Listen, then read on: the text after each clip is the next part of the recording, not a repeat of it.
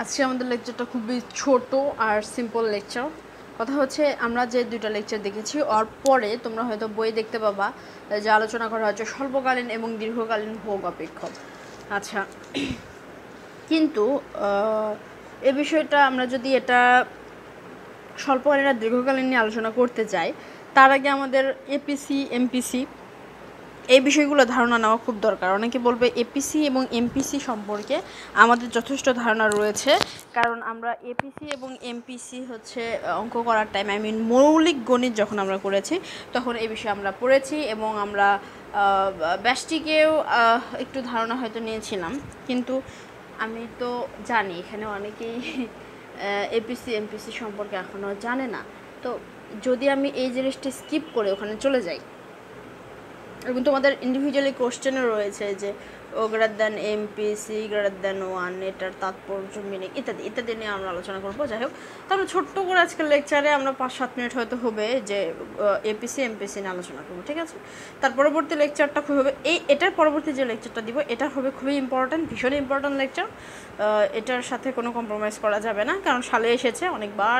আমি যখন অধ্যায় শেষ হয়ে যাবে তখন আমি তোমাদেরকে আলোচনা করব যে সালে অধ্যায় থেকে কী কী প্রশ্ন এসেছে। আর যারা আগের লেকচারগুলো দেখো না, এখানে আই বাটন রয়েছে, সেই আই বাটনে সবগুলো লেকচার তোমরা পেয়ে যাবে অথবা ডিসক্রিপশন বক্সে। আচ্ছা, তাহলে আমাদের আজকের MPC, what's the meaning of APC? APC এতে হচ্ছে অ্যাভারেজ, AVERAGE অ্যাভারেজ। পিতে হচ্ছে প্রপেনসিটি,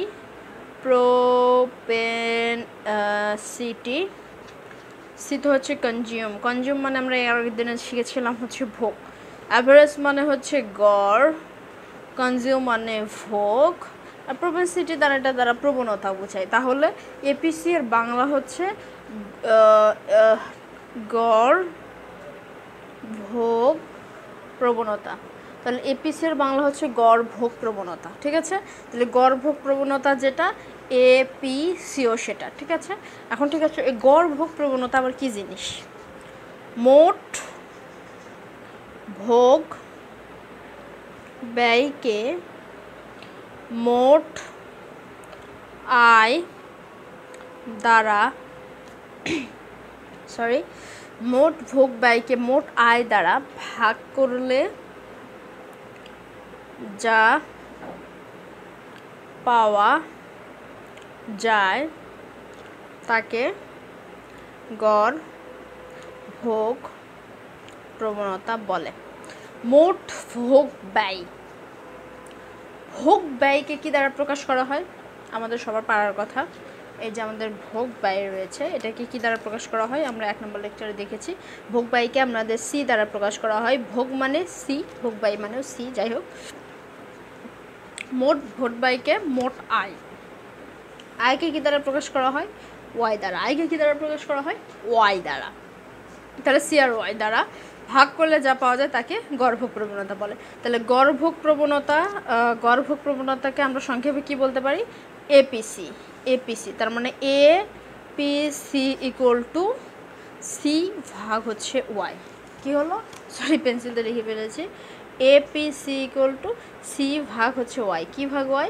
সি ভাগ ওয়াই। তার মানে সিতে হচ্ছে আমাদের কি এখানে ভোগ ব্যয়, ওয়াইতে হচ্ছে আমাদের আয়। তার মানে যদি আমরা মোট ভোগ ব্যয়কে, এই যে ভোগ ব্যয়কে আয় দ্বারা ভাগ করি তাহলে যেটা পাই সেটাই হচ্ছে আমাদের এপিসি। তাহলে এখানে এপিসি, এখান থেকে এপিসি ইকুয়াল টু হচ্ছে গড় ভোগ প্রবণতা, সি হচ্ছে মোট ভোগ ব্যয়, ওয়াই হচ্ছে আমাদের কি মোট আয়। যদি ধরো এখন একটা অঙ্ক আমরা দেখি যে ধরো কারো মোট আয় 1000, মোট আয় 1000 টাকা এবং মোট ভোগ ব্যয় ধরো 800 টাকা। তোমাকে এখন বললো এপিসি বের করো, তাহলে তুমি কীভাবে এপিসি বের করবে? এপিসি ইকুয়াল টু দেখো এটা মোট আই, তার মানে এটা হচ্ছে আমাদের ওয়াই ভোগ বাই এটা হচ্ছে সি। তাহলে আমরা জানি সি ভাগ ওয়াই, তার মানে উপরে থাকবে সি, সি মানে কত? সি ভাগ ওয়াই, তাহলে সি মানে হচ্ছে আমাদের মোট ভোগ বাই ভোগ আমাদের কত?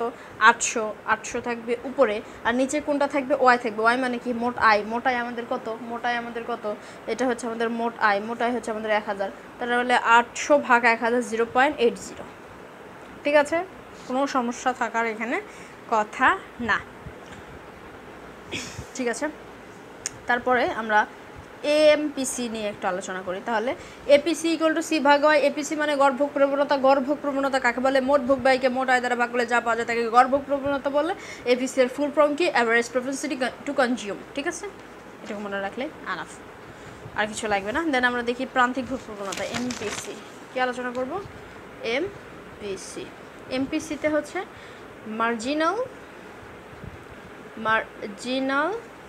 MARGINAL মার্জিনাল, পিতে হচ্ছে propensity PROPENSITY propensity to consume. Marginal মানে হচ্ছে এটা হচ্ছে এম, মার্জিনাল মানে হচ্ছে কি? প্রান্তিক। প্রান্তিক, কনজিউম মানে ভোগ, প্রপেন্সিটি প্রবণতা, তার মানে প্রান্তিক ভোগ প্রবণতা। তাহলে এমপিসি মানে কি? প্রান্তিক ভোগ প্রবণতা। তাহলে প্রান্তিক ভোগ প্রবণতা আমরা কিভাবে পাই? আয়ের পরিবর্তনের ফলে। এক সেকেন্ড আমি একটু লিখে নেই যে আয়ের পরিবর্তনের ফলে ভোগ ব্যয়ের যে পরিবর্তন হয় এই দুয়ের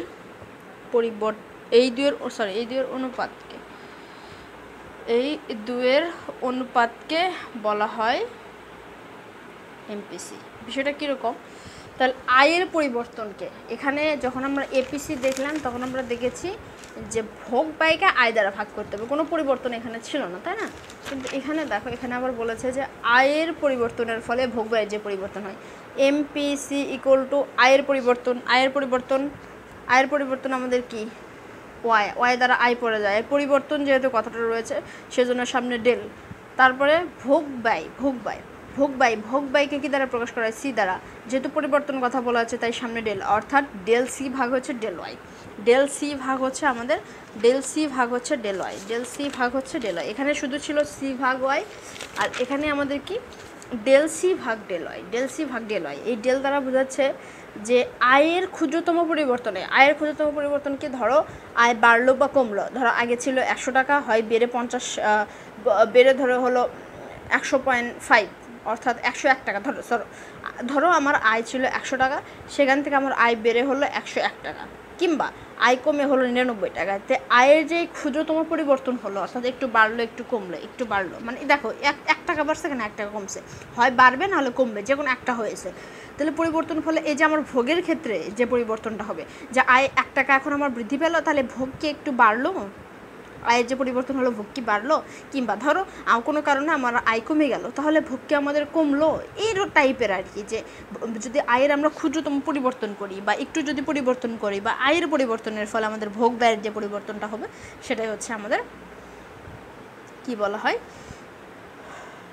এমপিসি বা প্রান্তিক ভোগ প্রবণতা। তো এই বিষয়টা ছোট্ট একটা বিষয় ছিল, পরবর্তীতে আমরা এটাকে বিস্তারিতভাবে কাজে লাগাবো আমাদের নেক্সট লেকচার। আমি বলেছি 6-7 মিনিটের হয়তো লেকচারটা হবে, যাই প্রায় 8-9 মিনিটের মতো হয়ে গেছে। খুব দ্রুত পরের লেকচারটা নিয়ে আসবো। সম্ভবত এই লেকচারের একটু পরে আমি পরের লেকচারটা আপলোড দিব, কারণ একদিন পরে দিব না, কারণ এটা তেমন বড় কিছু না, এটা মনে রাখতে তোমরা সবাই পারবা। ঠিক আছে।